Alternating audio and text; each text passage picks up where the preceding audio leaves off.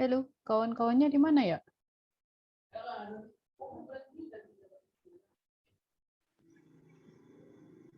Belum tahu, Bu. Ini kita tunggu aja dulu. Baik, Bu. Oke, 5 menit lagi aja ya. Ya, Bu.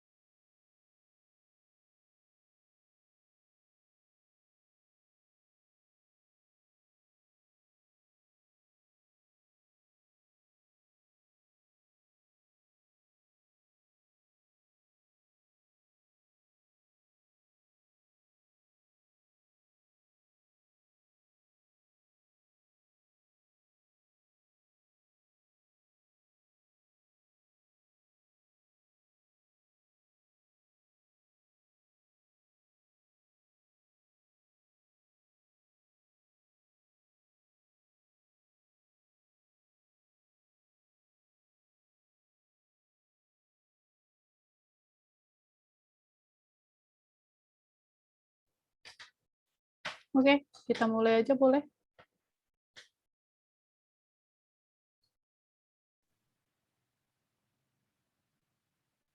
Halo, Ya, Bu. kita mulai aja kuliahnya.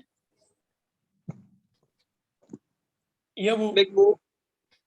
Oke, baik. Boleh di on cam semua ya, on kamera semuanya ya.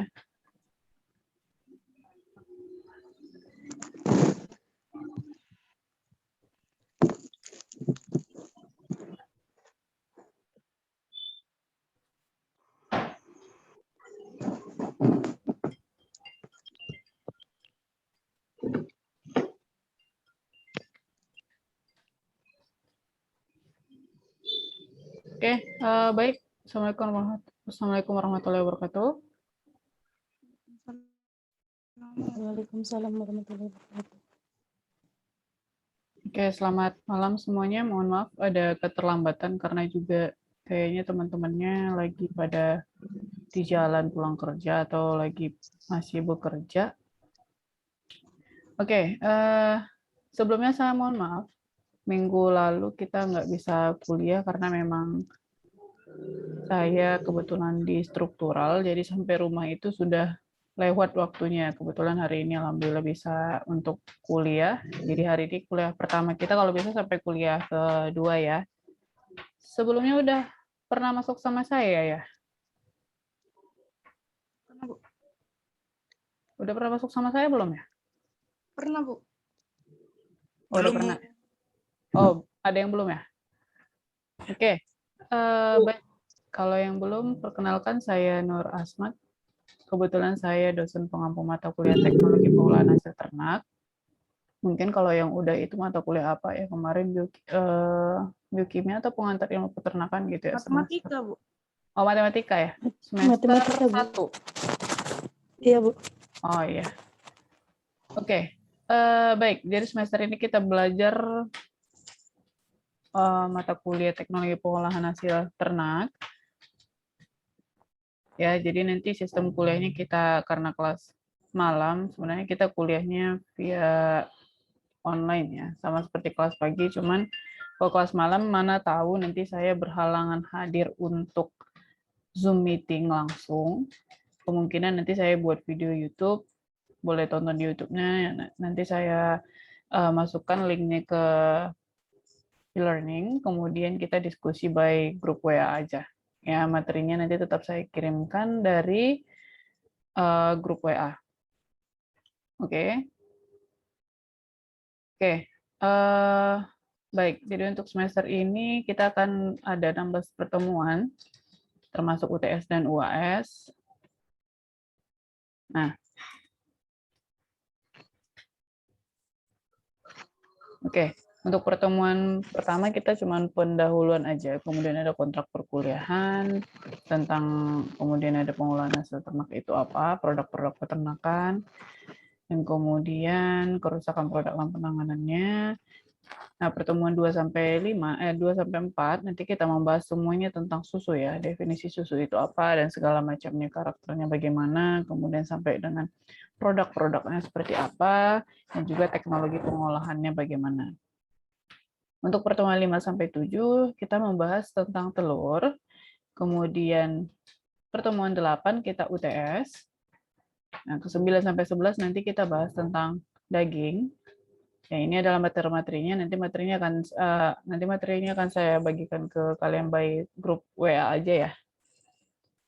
Kemudian pertemuan ke-12 nanti kita bahas tentang pengemasan produk. Ke-13 sampai 15, sebenarnya 13 sampai 14 ya. Ini kontrol kualitas atau quality control. Kemudian di pertemuan 15 nanti mungkin kita akan review jurnal ataupun nanti akan ada mini project. Ya, pertemuan 16 ada UAS. Oke. Nah, untuk kontrak perkuliahan, metode perkuliahan kita pada kurikulum MBKM ini kan ada banyak ya. Jadi kebetulan sekarang kita hanya bisa online dalam kondisi dalam kondisi PPKM ini. Jadi kita belum boleh ke kampus. Ya sama ya, kelas reguler juga belum ada yang ke kampus, sama juga kelas malam dan juga Jumat Sabtu. Jadi seluruh mahasiswa itu perkuliahan masih online. Ya, jadi ini beberapa metode perkuliahan. Kemungkinan kita untuk perkuliahan di kita itu perkuliahan online, kemudian nanti akan ada small group discussion, tapi kita by online. Kemudian collaborative learning. Nanti kalau yang collaborative learning ini belajar dengan praktek, ya, mengkolaborasikan antara teori dan praktek. Dan yang terakhir adalah project based learning. Nah, karena kita nggak bisa untuk praktikum di kampus, jadi nanti kemungkinan untuk prakteknya tetap dilaksanakan, tapi pribadi masing-masing ataupun membentuk grup sendiri. Ya, bagaimana lah caranya? Yang jelas tetap menjaga kesehatan, tetap memperhatikan 5M. Kalau misalnya berkemungkinan untuk diskusi sama temannya, membentuk grup diskusi, ya boleh silahkan. Tapi kalau misalnya nggak bisa, ya mandiri. Jadi nanti kalau diskusi ya otomatis presentasinya juga berkelompok. Sementara kalau mandiri ya berarti presentasinya mandiri. Ya, presentasi tetap by online. Untuk proyeknya nanti bisa dibuat sendiri. Jadi rencananya itu saya mau buat kalian itu membuat sebuah proyek yang berinovasi ya, yang menggunakan inovasi terbaru untuk produk pengolahan hasil peternakan, baik itu dari produk susu, kemudian telur ataupun daging. Nanti dibuat produknya, kemudian itu nanti dipresentasikan apa sih yang bisa, apa sih yang kalian buat itu, kemudian bagaimana tujuannya ke depan, bagaimana langkah selanjutnya, apakah mau dijual, mau dikomersilkan atau bagaimana. Ya, jadi kita pakai metode online seperti ini, kemudian nanti ada small group discussion, collaborative learning, sama project based learning. Nah, kemudian, nah ini karena pada saat buat ini materinya dulu masih belum PPKM ya, jadi masih ada keterlambatan kuliah. Cuman sekarang ini saya juga nggak bisa memaksakan kalian untuk hadir terus di dalam kelas online, karena kemungkinan saya juga pasti akan ada halangan dalam 16 pertemuan seperti minggu kemarin ya. Jadi saya mohon maaf kalau misalnya nanti saya nggak bisa hadir, pasti saya kabari kalau misalnya kita nggak bisa kuliah. Dan juga seperti itu, kalian kalau nggak bisa hadir pada jam kuliah, ya silakan aja izin di grup WA. Ya, jadi nanti saya tahu siapa yang nggak hadir dan siapa yang masuk. Oke, kemudian untuk jumlah absensi seharusnya minimalnya 75% ya. Itu sudah paling batas minimalnya. Kalian boleh 4 kali nggak hadir dalam perkuliahan tanpa ada keterangan atau alfa. Sementara 12 lagi itu kalian harus hadir termasuk UTS dan UAS. Oke. Nah, untuk tugas ini, kalau di sini saya buat tugas dalam setiap minggu itu pasti ada dan dipresentasikan. Tetapi ini nanti kondisional aja ya. Kondisional maksudnya kalau memang memungkinkan untuk diberikan tugas, ya nanti saya berikan. Oke, nah untuk penilaian ada 4 unsur penilaian. Yang pertama etika, kemudian kehadiran, kuis dan tugas, UTS dan UAS. Ya, jadi harapan saya di sini nanti ya walaupun kita kelas online, ya silahkan aja kalian itu boleh di mana aja lokasinya, yang jelas pakaiannya rapi, kemudian yang nggak sambil tiduran, nggak sambil merokok, nggak sambil makan. Ya, jadi kita sama-sama menjaga aja. Karena ini kita cuman kuliahnya online gitu loh. Ya semestinya kan kalau di kelas juga nggak boleh kayak gitu ya. Jadi kita sama-sama menjaga aja. Oke, kemudian untuk kehadiran sudah tadi. Nah, untuk kuis dan tugas seperti yang saya sampaikan, nanti kita kondisional aja. Nah, untuk UTS dan UAS, ini yang penting sama saya, harus ikut UTS dan UAS. Oke, untuk UTS biasanya materi yang saya kasihkan itu pertemuan 1 sampai dengan 7. Kalau UAS pertemuan 1 sampai dengan 15. Ya, jadi semuanya di UAS itu saya keluarkan biasanya. Soalnya juga nggak banyak-banyak, paling nanti soalnya cuma sekitar 5 soal ataupun lebih, dan tipe soalnya itu bisa jadi esai ataupun bisa jadi multiple choice ataupun esai terstruktur ya. Jadi nanti yang moodnya yang mana aja mau yang dikerjakan.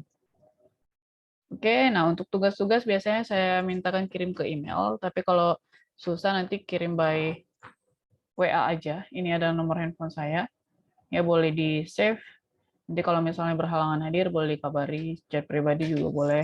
Tapi chatnya nggak boleh di malam kali ya. Misalnya jam 9 malam, itu udah paling malam. Ya jam 9 malam ke atas, nggak usah lagi di chat. Soalnya kan jam istirahat. Oke, kemudian untuk tugas-tugas paling lambat 3 hari kalau tugasnya ada. Yang presentasinya udah pasti presentasi secara online. Oke, ada yang mau ditanyakan untuk kontrak perkuliahan? Udah clear ya untuk kontrak perkuliahan. Oke, ini referensi yang saya gunakan sampai sekarang. Beberapa ada juga yang update karena juga menggunakan jurnal ya, nggak semuanya dari buku. Oke, nah kalau nggak ada pertanyaan kita langsung masuk ke materi aja.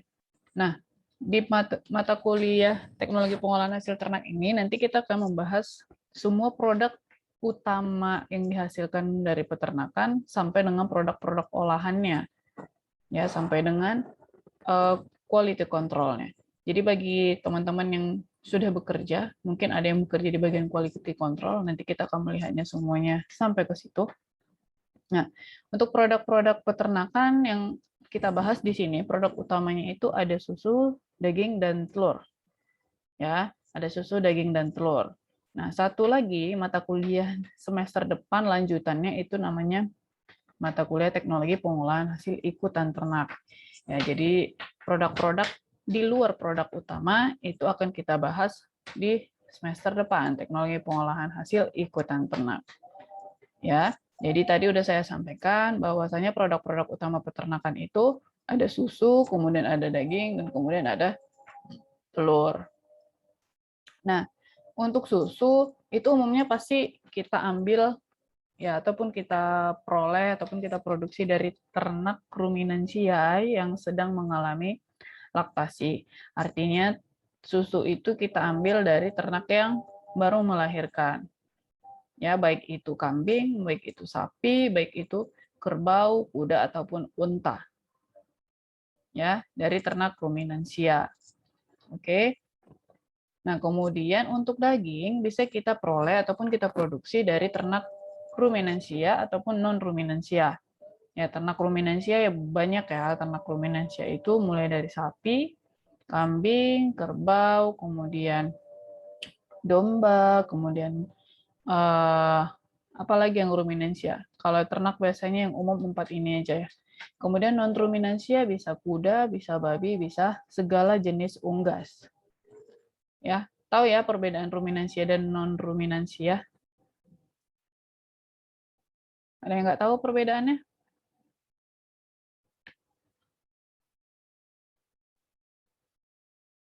Coba ya, saya lihat dulu nih. Yuni. Ternak ruminansia itu ternak yang gimana, Yuni?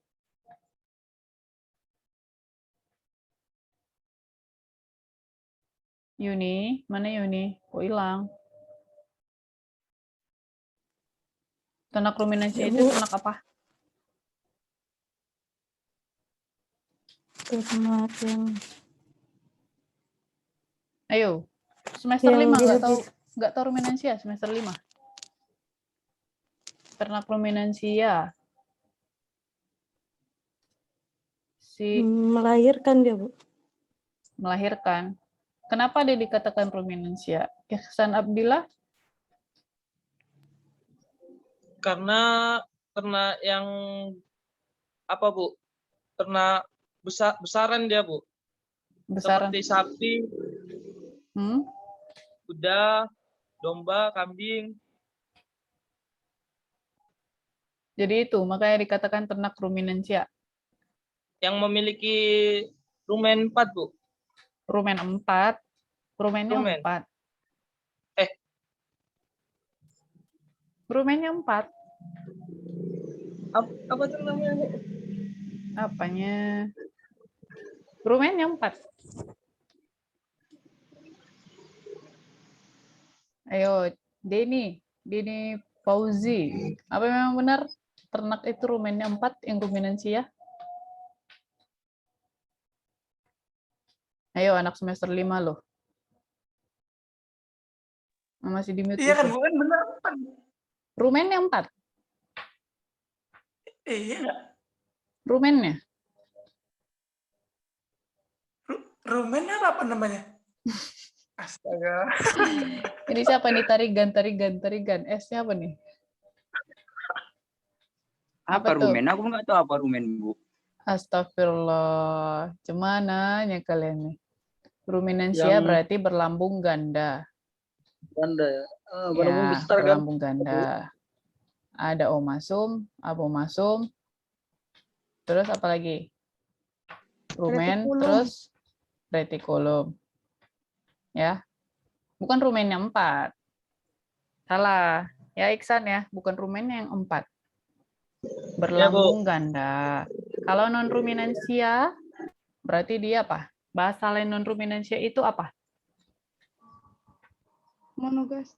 Ya, monogastrik. Berarti kalau monogastrik artinya berlambung tunggal.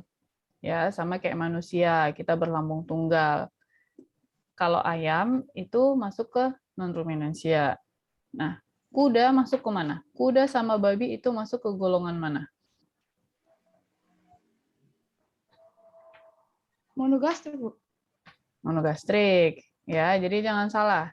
Walaupun kuda itu makan rumput, tapi dia tergolong ke monogastrik, berlambung tunggal. Oke, jadi nggak semuanya juga. Babi juga ada yang makan rumput, karena babi kan makan segalanya. Ya, tapi dia tergolong ke berlambung tunggal.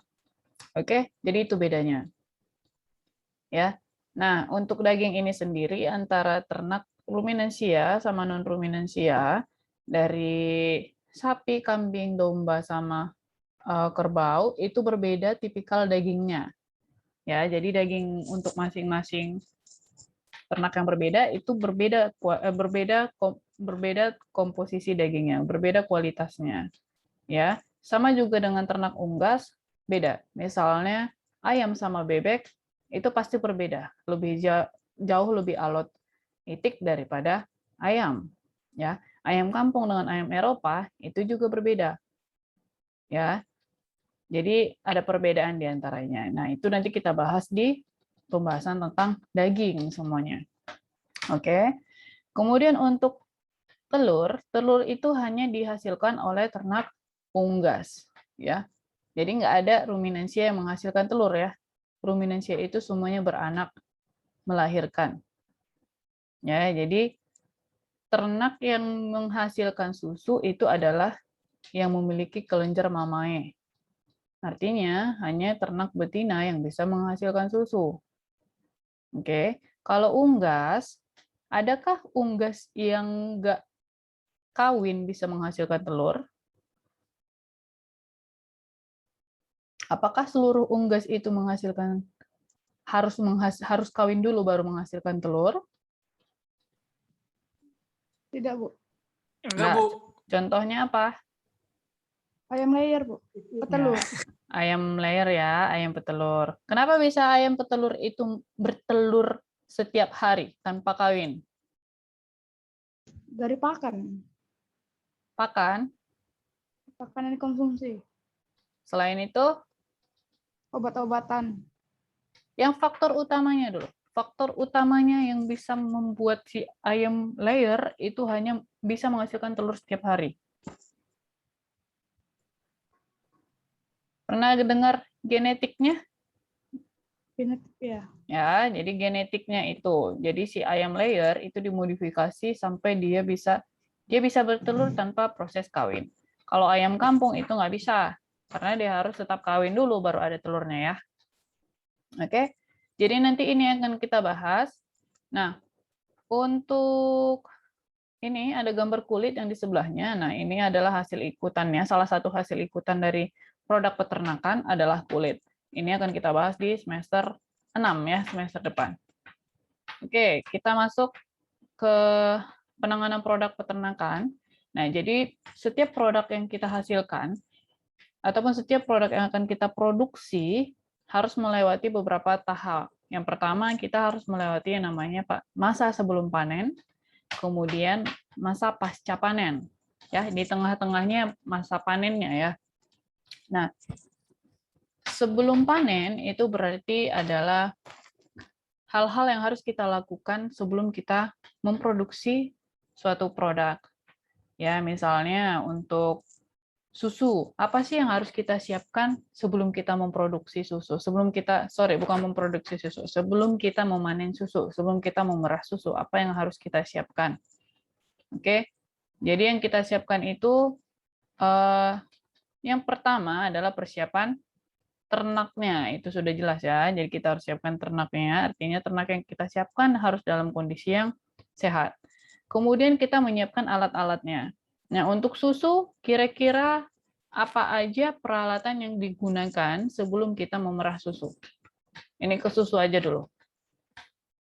Apa aja peralatan yang kita gunakan sebelum kita memerah susu?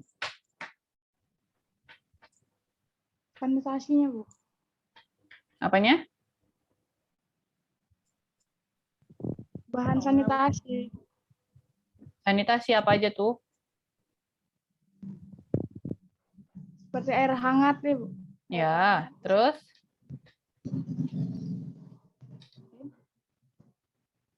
Ada yang pernah merah susu? Susu kambing ataupun susu sapi? Nggak ada? Nggak pernah lihat? Ke Brastagi nggak pernah lihat? Pada saat pemerahan susu? Pernah. Kalau di Brastagi gimana cara merah susunya? Ya nggak tahu, itu otomatis, Bu. Oh, oke. Di Brastagi dia pakai alat untuk pemerahnya ya. Nah, jadi untuk pemerahan susu yang pertama itu kita harus punya yang namanya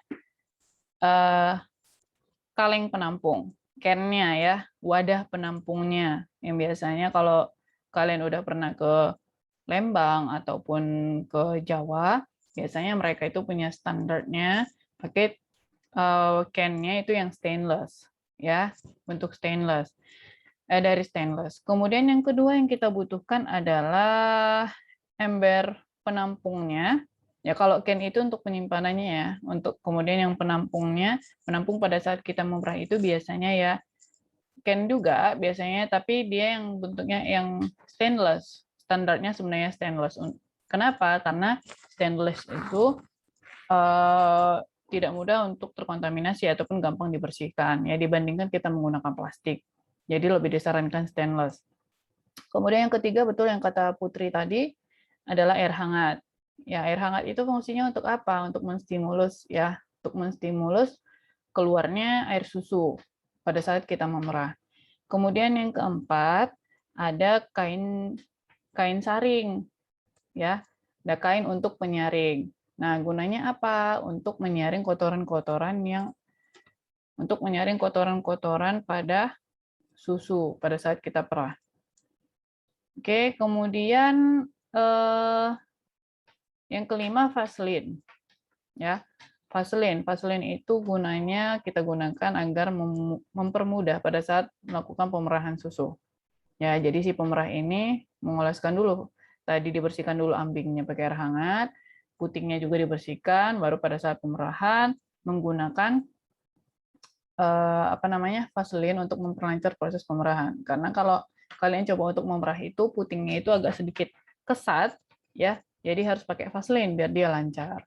Oke, kalau misalnya nggak pakai Vaseline, kalau yang belum terbiasa nanti bisa kena tendang sama si sapinya.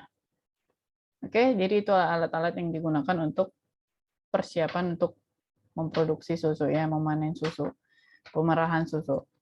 Oke. Nah, kemudian tadi kan si Putri ada menyinggung sanitasinya. Ya, memang betul. Jadi semua peralatan sanitasi itu semua perlengkapan yang kita butuhkan harus kita perhatikan kebersihannya. Kenapa? Karena produk-produk peternakan ini sangat rentan sekali terkontaminasi oleh mikroorganisme. Ya, yang mana kalau misalnya produk sudah terkontaminasi mikroorganisme, produk itu akan mudah rusak. Sehingga menyebabkan masa simpannya jadi lebih pendek. Ya, jadi harus bersih semuanya. Kalau misalnya untuk pemerahan susu, harus si sapinya harus bersih, nggak boleh berlumpur ambingnya, kalau bisa dimandikan lebih bagus. Kemudian si pemerahnya juga harus bersih, ya. Jadi pemerah itu harus mencuci tangan, nggak boleh kotor. Kemudian kandang perahnya itu harus jauh dari kotoran. Makanya kandang perah itu dipisahkan dia dari kandang pemeliharaan. Kenapa? Kalau misalnya susu, kita memerahnya pada kondisi kandang yang kotor, yang banyak kotoran-kotorannya, susu itu akan menyerap bau yang ada di sekitarnya. Ya, jadi otomatis pada saat dia menyerap bau, mikroorganisme itu kan ada di semua kondisi ya, ada di semua tempat, ada di udara, ada di air, ada di benda padat. Makanya dia akan sangat gampang sekali rusak. Oke, sama untuk daging juga seperti itu. Daging juga sangat mudah terkontaminasi. Ya, jadi pada saat si ternak dipotong lehernya, pada saat disembelih, darah itu keluar, otomatis sudah ada interaksi dengan udara, jadi mikroorganisme bisa langsung masuk ke dalam tubuhnya, ya, ke dalam dagingnya melalui darah yang tadi. Karena mikroorganisme ini adalah salah satu faktor yang harus kita hindarkan untuk mempertahankan kualitas dari si produk tadi. Oke. Sementara untuk telur, telur ini adalah merupakan produk peternakan yang sangat yang tidak mudah untuk rusak gitu loh, tidak mudah terkontaminasi kecuali sama satu bakteri yaitu Salmonella. Ya, kenapa? Dibandingkan susu dan daging, telur kan mempunyai cangkang. Jadi kan yang mau kita makan kan yang di dalamnya putih dan kuningnya. Jadi ini masih terlindungi cangkang. Oke. Nah, kemudian yang ketiga di sini ada penenangan ternak. Ya, jadi kita nggak boleh panen, kita nggak boleh memerah susu, kita nggak boleh memotong ataupun menyembelih ternak dalam kondisi yang under stress. Ya, kita nggak boleh menyembelih ternak itu pada saat kondisi dia sedang stres. Kenapa? Kalau misalnya kita perah susu, si ternaknya sedang stres, nanti bisa jadi produksi yang kita dapatkan itu kecil dia ataupun sedikit. Itu untuk susu. Nah, sementara untuk daging, pada saat si ternak ini stres, itu akan mempengaruhi kualitas dagingnya. Ya, boleh kalau yang teman-teman yang Muslim itu bisa lihat perbedaan dari daging yang dipotong pada saat hari raya kurban dengan daging yang kita beli di pasar. Itu pasti beda kualitasnya. Ya, jadi daging itu akan alot kalau misalnya ternaknya kita sembelih dalam kondisi stres, under stress. Jadi nggak boleh di bawah stres si ternaknya. Oke. Nah, kemudian yang keempat, pemeriksaan kesehatan. Nah, semua jenis ternak sebelum kita panen, sebelum kita ambil produksinya, kita harus memastikan ternak itu dalam kondisi sehat. Ya. Kalau ternak sapi perah, itu nggak boleh dia yang sedang mengalami sakit mastitis. Ya, karena kalau misalnya sapi itu mastitis, kita nggak bisa mengkonsumsi susunya. Ya, jadi mastitis itu ada beberapa tingkatan untuk grade penyakitnya. Ya, jadi yang paling minim itu adalah mastitis yang kita temukan blood spot ataupun titik darah pada susu pada saat kita memerah. Jadi kalau misalnya sudah ada titik darah pada susu, itu udah nggak boleh kita konsumsi karena pasti si sapinya terindikasi mastitis. Ya, kalau mastitis yang sudah parah, berarti embingnya itu sudah meradang. Oke. Nah, untuk yang lainnya, penyakit yang lainnya kita harus menghindarkan dari penyakit PMK, penyakit mulut dan kuku, kemudian antraks, kemudian penyakit-penyakit yang bisa ataupun yang bersifat zoonosis yang bisa menular ke manusia. Ya, untuk ternak unggas tadi itu seperti salmonella. Ya, salmonella itu berbahaya sekali sama manusia. Ya, bahayanya bisa menyebabkan diare dan gangguan pencernaan lainnya. Oke, itu untuk proses sebelum panen. Sementara pada pasca panen ini lebih banyak lagi proses yang harus kita lihat. Karena yang pertama kita harus memisahkan produk yang bagus dan yang tidak bagus. Ya, kita harus melakukan sortasi dulu pada produk-produk tersebut. Kemudian setelah kita sortasi, produk-produk yang bagus itu pasti akan kita processing, akan kita proses menjadi produk olahan, ya, ataupun kita simpan dalam bentuk dia segar tanpa diolah, ya, ataupun yang lainnya.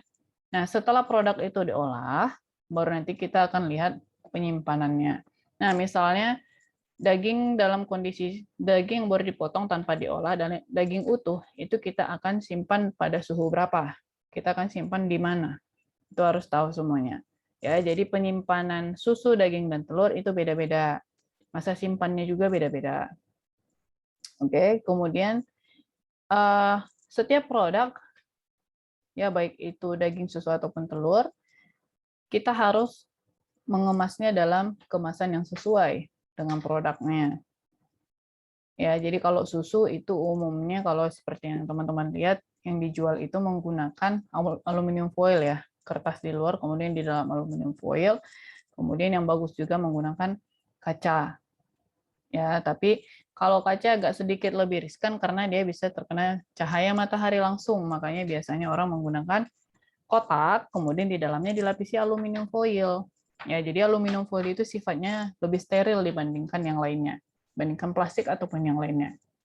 Untuk daging biasanya kayak di supermarket itu mengemasnya menggunakan plastik. Ya, plastik juga banyak jenisnya, ada plastik polipropilen, PP, kemudian ada plastik polietilen, PE, kemudian ada styrofoam dan lain-lainnya.